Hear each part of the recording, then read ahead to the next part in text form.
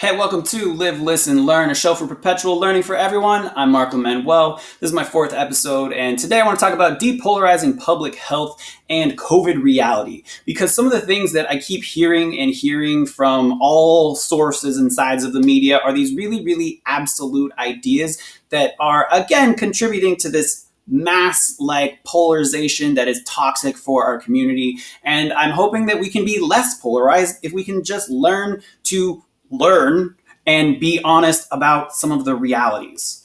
As always, my goals are going to just be keep listening and keep learning. If it changes your mind, great. If it doesn't change your mind, that's okay. I just want you to keep listening and learning. With this particular episode, I want us to keep in mind being open to new ideas and changing science, and especially from a variety of sources. I'm going to share in this episode a lot of things that I have learned. And they are from a variety of sources that I didn't expect to always look at. And another part is looking past polarizing political media so that hopefully we can just be honest and be real about the situation. Because if we're going to make smart choices, we got to just be real and we got to be honest. And this is the thing, is that we're just not right now. So some of the things that I am seeing is kind of summed up very nicely by Laura Ingraham from Fox News. Last Friday, I was watching Fox News, the Ingraham angle, and I believe she was doing an interview, and she was talking about the presidential election. And in it, so full disclosure, this quote is a little bit out of context, but it does sum up my point. She kind of casually says it's going to be liberty versus lockdown, and she says this in conjunction with some other things, but it definitely sums up very nicely this idea of polarizing and absolute ideas. And that can't be the reality, but that is what is being presented to us, is this polarizing absolute possibility. If you are for public health, you're against freedom, is kind of this idea, and that's not good. So are those really the two options that we've got? Hopefully not. This is going to be a theme the whole time, is be open to new and changing science information. So this little bubble is going to be here, and I'm going to reference back to it a lot. So let's talk about real quick, just polarization leads to irresponsible inaction, because if we spend too much time just pointing the finger and blaming each other, we never actually get to talk about anything real. So keeping in that theme, let's look past some of those things so that we can talk about real problems. And one of the very first things is this idea about inflated numbers. All right. So there's still lots of media going around and people talking about errors in COVID number reporting. So this is currently the numbers that are on CDC right now. There's 3.8 plus million cases in the US, 142,000 plus deaths. And then in the world, 15 plus million cases and 618,000 deaths around the world. Now, I'm not even going to sit here and tell you that they're absolutely not inflated, because I have seen lots of media saying there's at least some inaccuracies in certain places. However, I'm going to even just tell you to imagine that 75% of them are inaccurate. And if you cut all of those numbers down to just a quarter of what they are, they're still really big numbers. And we still need to take things seriously. And I'll get a little bit more into that in a little bit. So right now there's this political football, overall, that's being tossed back and forth. And the right side, they want to blame liberals for locking down, giving excessive welfare, and ruining the economy. And the left wants to blame conservatives for opening up too quickly, not providing enough support, and literally killing people. So both sides, they want to point the finger and say, the problem is your fault. So let's talk about the problem here. And that's why I started with this, because it is a problem. And I've got problems myself. I've got some qualms. Qualms, one of my favorite words. I've got some qualms with both sides of the media right now. And let's start with this. So first, it is not as bad as left-wing media would have you believe, okay? Now, maybe that is shocking to hear me say, but CNN, they were doing this thing. I don't know if they're still doing this thing. They would put on the side of their screen kind of perpetually just this count of COVID numbers. And it's a really kind of alarming piece of information, and it's there, and it is sort of that. But it is not as bad as maybe it would have you believe. This is the thing.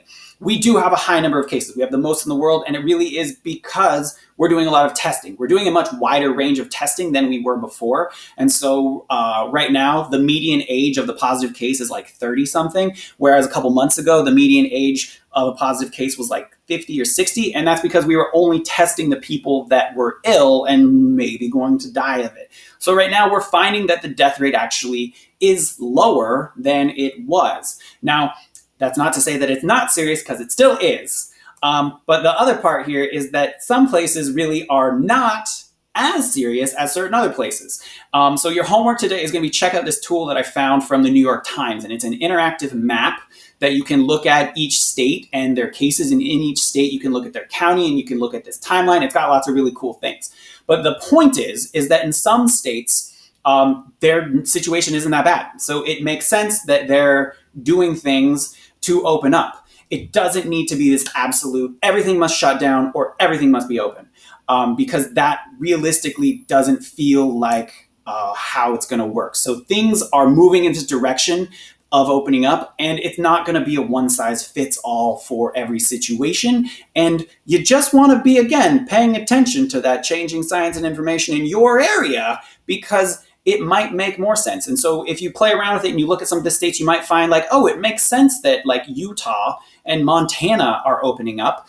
And they're one of the states that are more or less open. And then you look at like Missouri, and that's one of those states that maybe they shouldn't be open. But according to this article or the source, they are. And the other part, though, is like there needs to be less attention to numbers, just like the raw numbers, because they are like less significant, knowing that in different places it's a different situation. But we need more research on asymptomatic carriers and long-term effects, because those are things that we don't know. There are some information about that already, but we just don't have as much. And that is where kind of more serious attention needs to be made. However, I definitely have some qualms with the right-wing media, and it is that they need to take it a whole lot more seriously than a lot of right-wing media wants to admit. Again, be open to new science, changing ideas, information, okay? So the thing that they always like to point to is like there's this low mortality rate. And so I see lots of media talking about the mortality rate is so low for younger ages. And it's true, it is low. For 18 to 29, the mortality rate is less than 0.1%. And it's not until you get to 50 years old. So if you're younger than 50, it's still less than 1%. So it's not until you get to that 50 plus range that you get a higher percentage. And we know that beyond 64, it's higher. But the thing is that it's not zero. Okay. And so again, even if we admit that, okay, 75% is inaccurate, which is highly unlikely, like you end up with an even tinier number, but it's still not zero. And I realize zero is not a realistic goal in this case, because kind of some of the rhetorical questions that I want to address is like, how many lives does it cost to save one from the virus? And some other things that I see and that I've heard is that I thought we were just flattening the curve. And to address both of those questions, I want to point to that idea that it's a different situation in different areas, and it's not a one size fits all. So in certain places, in certain parts of Arizona, they are having a curve problem right now. And in certain other parts of Arizona, they are not. So it depends on the area that you're in.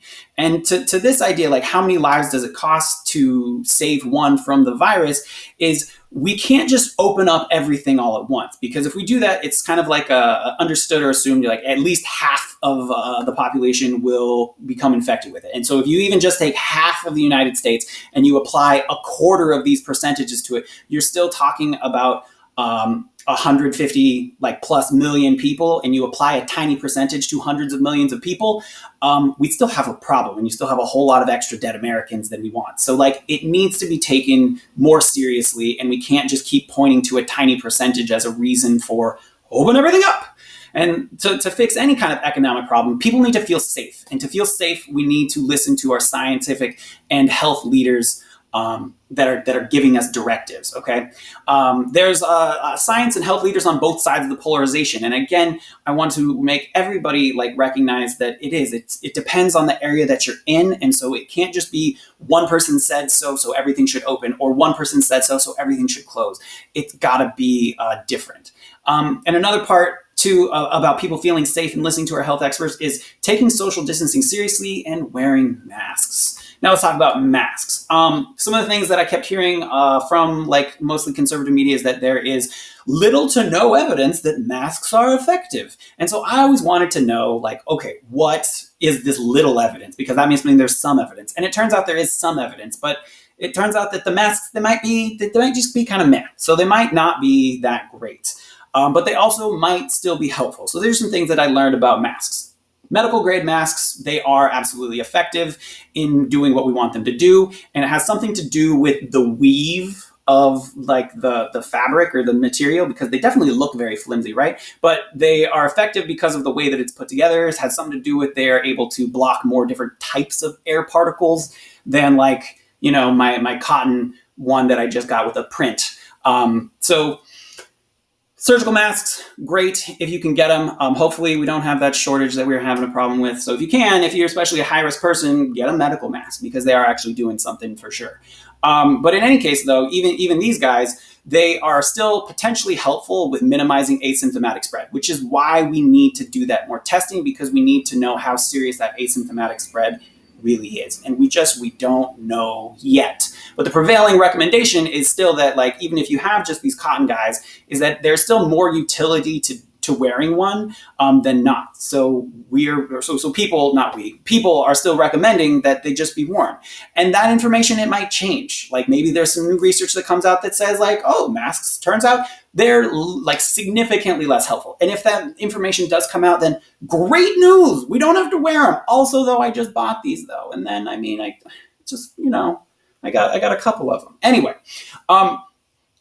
be open to new and changing science and information. So your homework is ask somebody contrary to you what they think the biggest problem with the pandemic is right now. Is it the economy? Is it people are taking it seriously? Is it that people are taking it not seriously enough? Check out that New York Times tool.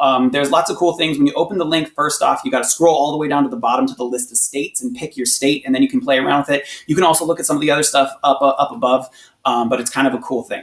And then if you've got time and you want to learn more about the masks, listen to the podcast Science Versus. It's a really great objective presentation of evidence and information.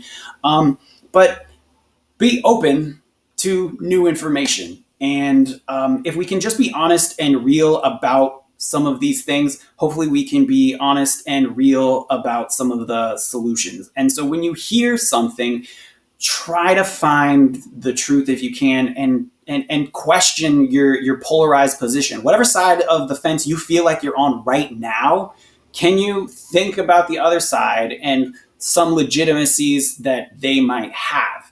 Because the thing is we all need to know like what's really going on if we're really going to like fix anything. Thanks for listening. Thanks for learning.